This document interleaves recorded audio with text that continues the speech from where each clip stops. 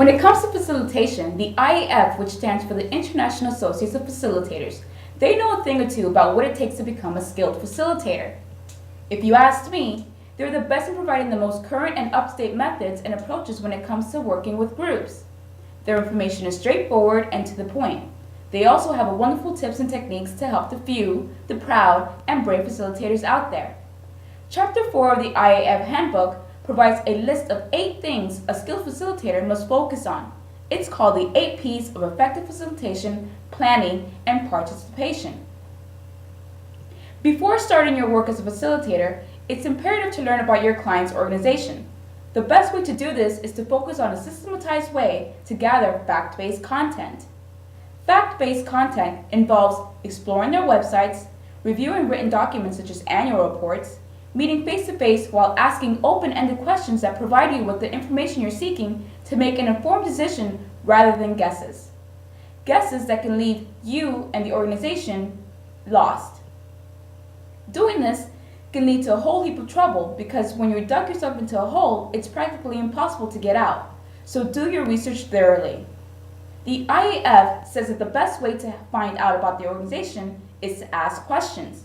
Make sure to ask pertinent questions in order to assess the organization fully. Remember, Albert Einstein said, if you don't ask the right questions, you don't get the right answers. And Robert Half said, asking the right questions takes as much skill as giving the right answers. So think about the questions you want to ask and why. Questions like these are good to ask. What are the stated values, purpose, vision, and mission? In a nutshell, what is the organization's identity, philosophy? What is their purpose? What's the organizational structure? Is it a flat structure? Is it hierarchical? Is it a matrix? What technologies do they have? What are their major suppliers, their partners and distributors? What roles do they play? Next, you want to ask them the challenging questions about their client and the organization itself. What are the changes taking place in the market? Also, are they growing? Are they declining? Have a perspective of an organization as a whole. And when you find out all these things, it becomes a piece of cake. Purpose. After you gathered information about the organization, figure out what results the client is looking for. Take out your spike kit and take on the role of the social scientist. Figure out what the organization's needs and expectations are, such as their current outcomes and desired outcomes. Remember to include all stakeholders who will be affected by the results. A stakeholder is anyone who might be affected by an organization's actions and successes. This includes employees, managers, partners, investors, suppliers, and customers. Whether primary or secondary, they're all affected in some form. People. Now, here's where the going gets tough. Once you know who your stakeholders are, their needs and expectations, you will need to focus on the demographics of your population, the group dynamic, and group history. Don't guess or move too quickly into forming your ideas about the organization. As I mentioned earlier, that can lead to a whole heap of troubles. To avoid the common mistake of not identifying certain key stakeholders, create a list or a diagram of the organization's participants to ensure everyone is represented. Perhaps you want to do it by eye color or hobbies. No, I was just kidding.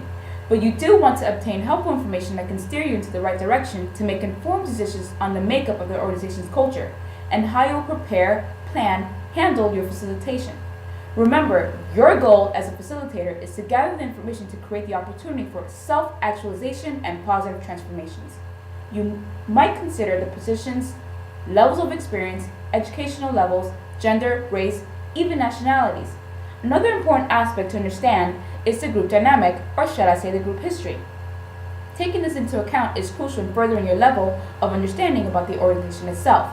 And again, we attain this information through the use of questions.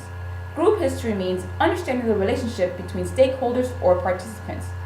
What are the conflicts, biases, or barriers to success?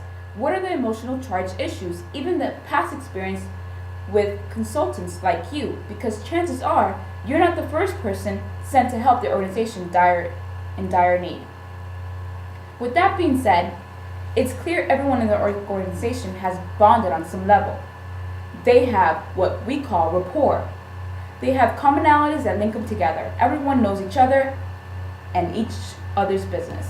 We must think of the organization as a tree with endless branches.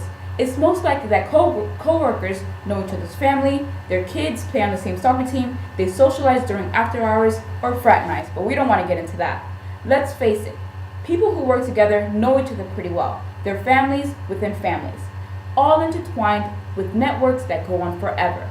So it's important for the facilitator to be respected at all times and to gain the trust and acceptance of the group. Show them that you're there to help, not take sides or infiltrate their system. Product. Here's where you turn what you know about the organization into something tangible, a document, a manual. This product reflects all the data you gathered and it entails the action plan. Here, you can decide how you want to share the level of information that you've gathered. Remember, by now, you would have gathered the qualitative and quantitative instruments providing an accurate read on the state of the organization.